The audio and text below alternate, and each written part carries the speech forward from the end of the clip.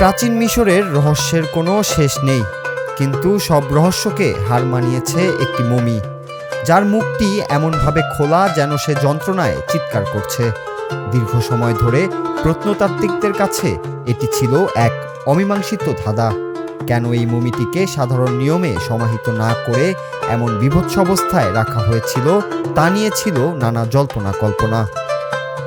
সম্প্রতি ২০২৬ সালের উন্নত ডিএনএ প্রযুক্তি এবং 3D স্ক্যানিংয়ের মাধ্যমে এই চিৎকাররত মমির পেছনের হাড় হিম করা সত্যটি সামনে এসেছে, যা শুনলে অবাক হয়ে যাবেন আপনিও।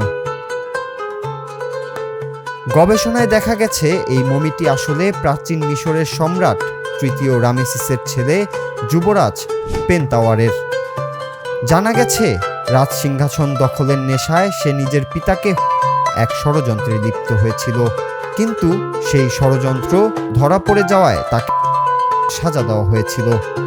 সাধারণত প্রাচীন মিশরে মমি করার সময় অঙ্গ প্রত্যঙ্গ বের করে সুগন্ধি দিয়ে সংরক্ষণ করা হলেও এই যুবরাজকে অত্যন্ত অবহেলার সাথে ভেড়ার চামড়া দিয়ে মুড়িয়ে জীবন্ত অবস্থায় মমি করা হয়েছিল বলে ধারণা করা হয়। মমিটির মুখ খোলা থাকার কারণ হিসেবে বিজ্ঞানীরা জানিয়েছেন, সময় সে যে তীব্র মানসিক ও শারীরিক যন্ত্রণার মধ্য দিয়ে গিয়েছিল তার ছাপই তার মুখে রয়ে গেছে। ভেড়ার চামড়াকে প্রাচীন মিশরে অপবিত্র মনে করা হতো, আর সেই চামড়া দিয়ে তাকে মোড়ানোর অর্থ হলো তাকে পরকালেও অভিশপ্ত করে রাখা। ৩,০০০ বছর ধরে এই মমিটি যেন এক নীরব চিৎকারের মাধ্যমে রাজদ্রোহের সেই ভয়াবহ পরিণতির সাক্ষ্য দিয়ে যাচ্ছে। এই অদ্ভুত এবং শিহরণ জাগানিয়া আবিষ্কারটি বর্তমানে সোশ্যাল মিডিয়ায় ব্যাপক আলোড়ন সৃষ্টি করেছে।